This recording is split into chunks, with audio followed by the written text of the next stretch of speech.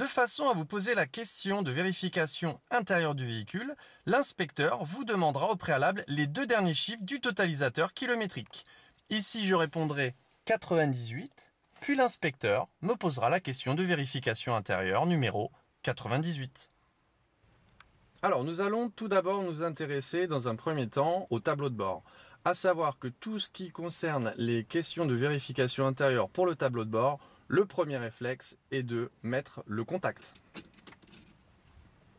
Alors, pour allumer les feux de position, il suffit de s'intéresser au commando de gauche, je le tourne une fois vers le haut et j'ai mes feux de position qui sont allumés.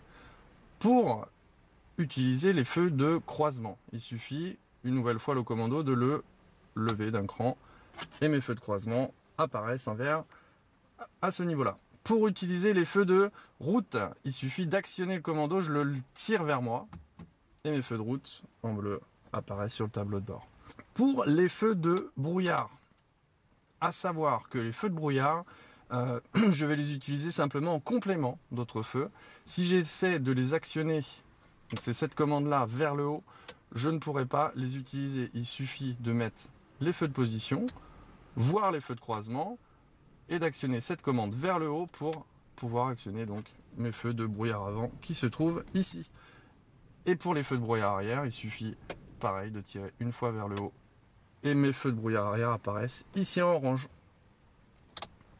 Et enfin, pour réaliser un appel lumineux, il suffit donc de tirer le commodo vers moi, puis je relâche et donc j'ai réalisé un appel lumineux.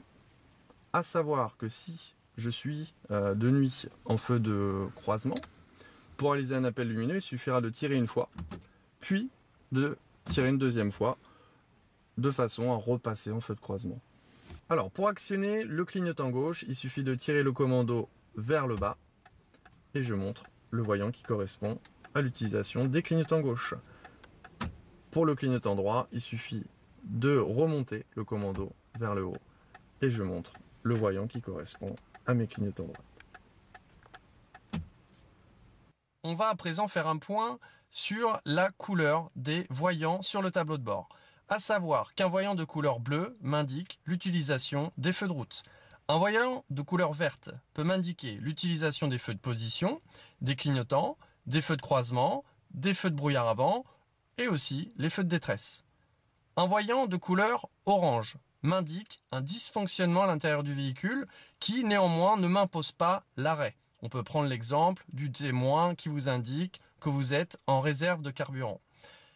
Par contre, un voyant de couleur rouge vous indique un dysfonctionnement grave du véhicule qui vous impose l'arrêt immédiatement. Alors, qu'est-ce qu'on va retrouver comme voyant? Le voyant qui m'indique une défaillance de la batterie rouge, voilà à ce niveau-là. On va retrouver le voyant qui m'indique le serrage du frein à main, une nouvelle fois en rouge, voire une défaillance au niveau du freinage. On va retrouver au milieu, voilà, le voyant qui m'indique qu'une ceinture, que ce soit conducteur ou passager, n'est pas actionnée, n'est pas mise. On va retrouver sur la droite l'indicateur du niveau de carburant. Donc là, je pourrais dire à l'inspecteur que je suis un tout petit peu plus qu'aux 3/4, donc aucun souci à ce niveau-là.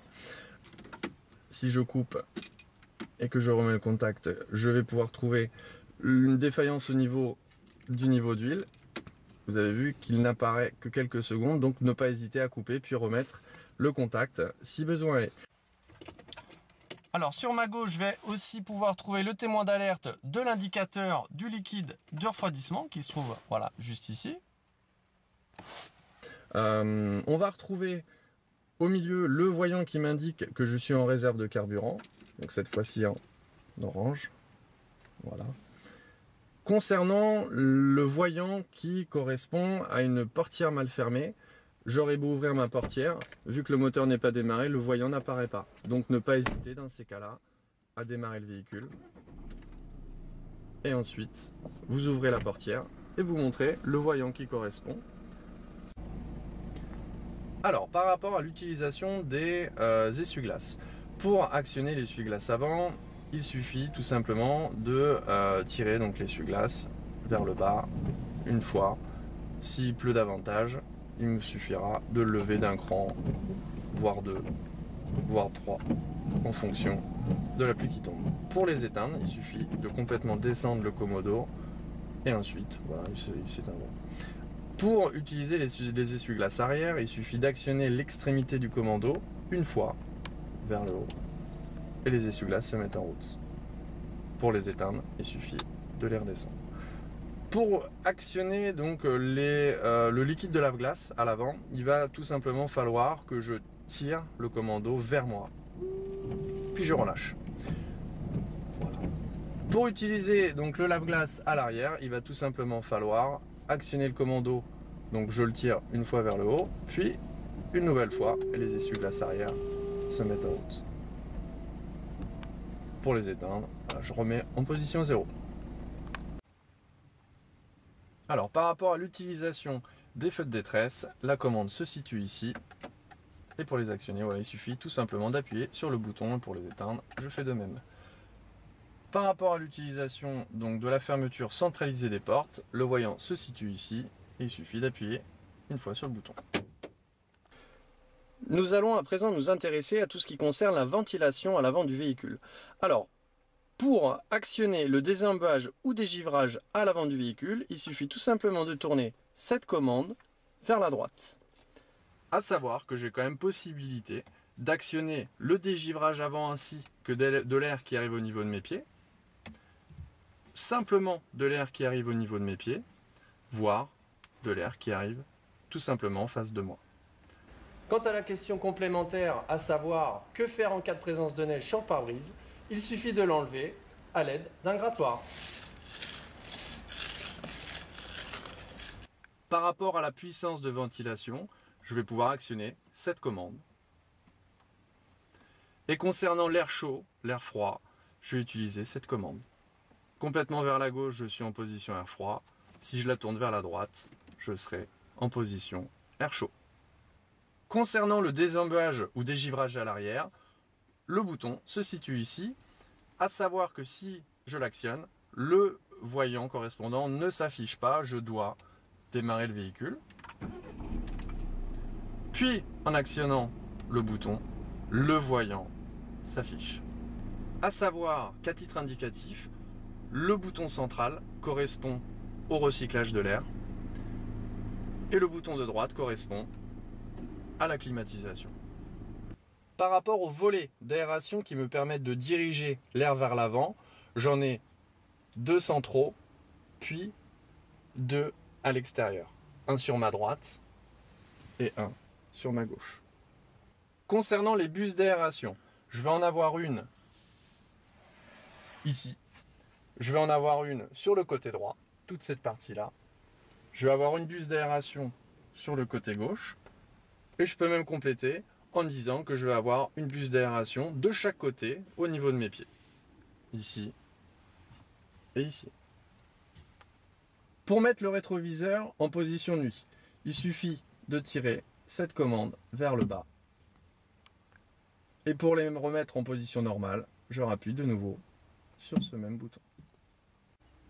À savoir que l'avertisseur sonore se situe au centre du volant, droite ou gauche. Concernant les airbags du véhicule, je vais en avoir un à ce niveau-là. Je vais avoir un airbag face au passager. Je vais avoir un airbag aussi bien à droite qu'à gauche au niveau de chaque montant. Et enfin, un airbag à gauche de mon siège, ainsi qu'un airbag à droite du siège passager. Alors, concernant les documents présents dans le véhicule, je vais tout d'abord avoir les documents concernant l'assurance. J'ouvre la pochette et je vais avoir mes documents concernant l'assurance. Et je peux compléter avec la vignette d'assurance qui se situe au niveau du pare-brise.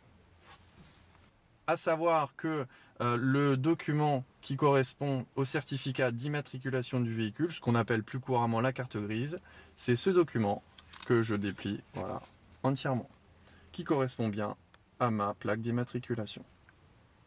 Et enfin, le constat qui se situe lui aussi dans la pochette, c'est ce document-là que je présente à l'inspecteur. Au cas où vous transporteriez un enfant dans un siège bébé adapté, bien sûr, dos à la route, pour désactiver l'airbag passager, il vous suffit tout simplement du côté passager d'ouvrir le vide-poche avant, puis, muni d'une clé, tourner sur Off. Concernant l'ouverture de la vitre conducteur, il suffit d'appuyer sur ce bouton. Et pour refermer la vitre, je tire le bouton cette fois-ci. Concernant le réglage de la hauteur des feux, la commande se situe à gauche du volant, ici.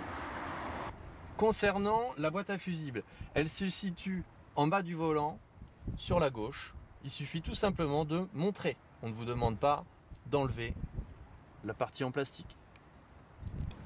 Par rapport au réglage de la hauteur du siège, la commande se situe ici. Pour remonter le siège, il suffit de pomper vers le haut. Et pour descendre la hauteur du siège, il suffit de pomper vers le bas. Par rapport à la commande qui me permet de régler la longueur de mon siège, j'ai une barre métallique qui se situe en bas de mon siège. En la tirant vers le haut, je vais pouvoir, à ma guise, reculer ou avancer mon siège. Concernant l'inclinaison de mon siège, j'ai une commande qui se situe sur ma gauche et je vais pouvoir donc, en tirant la commande vers le bas, incliner le siège à ma guise soit vers l'arrière, soit vers l'avant. Par rapport au réglage de l'appui-tête, pour le relever, il suffit tout simplement avec mes deux mains de pousser vers le haut. Puis pour descendre l'appui-tête, je vais m'aider de ce bouton sur la droite, j'appuie sur le bouton, puis je peux avec ma main gauche descendre l'appui-tête. Par rapport au réglage de la hauteur et de la profondeur du volant, j'ai une commande qui se situe en bas à gauche de mon volant. Il suffit de la tirer vers moi et je vais pouvoir régler la hauteur, mais aussi la profondeur en tirant ou en poussant. Et je n'oublie pas de rebloquer, voilà la commande en poussant, de façon à bloquer le volant. Voilà, nous avons fait le tour des vérifications intérieures du véhicule. Je vous rappelle que vous pourrez retrouver l'intégralité de ces questions sur votre livret de vérification transmis par l'Auto-École Lefebvre. À savoir que si néanmoins vous avez d'autres questions, n'hésitez pas à les poser pendant vos leçons de conduite à votre moniteur. Et pour conclure, je vous rappelle que sur le site www.autoecolelefebvre.com, il existe aussi une vidéo sur les vérifications extérieures du véhicule. Je vous remercie.